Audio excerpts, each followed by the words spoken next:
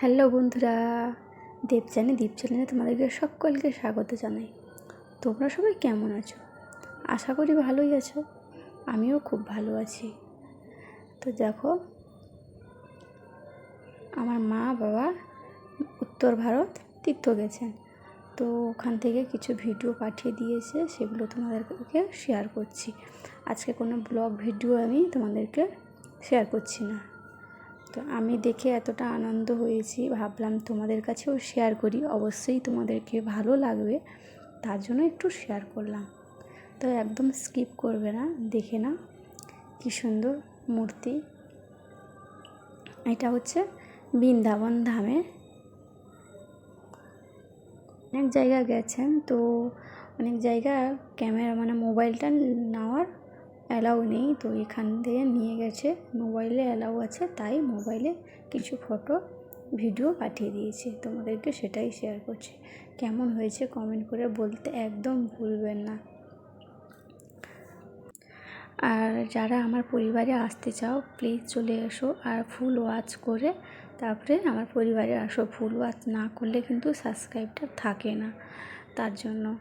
তো চলো, full watch করে আর সাবস্ক্রাইব করে দিও, আর বেল আইকনটাও ক্লিক করে দিও, যাতে আমার এই যে প্রত্যেক দিনের ভিডিও সবার প্রথমে তোমাদের কাছে পৌঁছে যাবে। তোমরা আর কিছু মানুষ আছে একটু ভিডিও দেখে সাবস্ক্রাইব করে দেবো, সেটা কিন্তু কেটে যায়। সেটা কেটে গেলে আমি কি করে তোমাদের পরিবারে যাব বলো তো? তার জন্য একটু ধ্যান রেখো, ঠিক আছে? আর কিছু না, আমার পরিবারে সবাই ভালো। আমার পরিবারে সবাই একসঙ্গে হয়ে আছি, সবাই খুব ভালোই।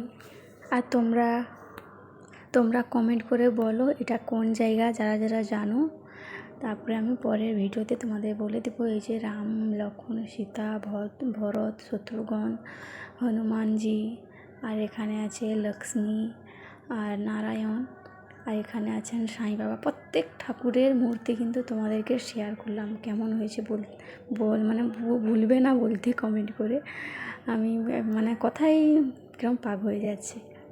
তো চলো, আর একটা ভিডিও তোমাদের কাছে শেয়ার করলাম, তোমরা দেখে নিশ্চয়ই বুঝতে পারছো এটা কোন জায়গা।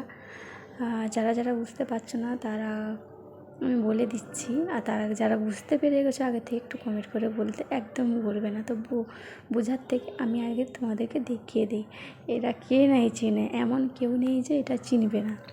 হ্যাঁ, এটা তাজমহল, দেখেছো? আমি কিন্তু নিজের চোখে কোনো দিন দেখিনি। তো আমার বাবা মা যে উত্তর ভারত তীর্থ গেছে, সেটার মধ্যে এটাও একটা।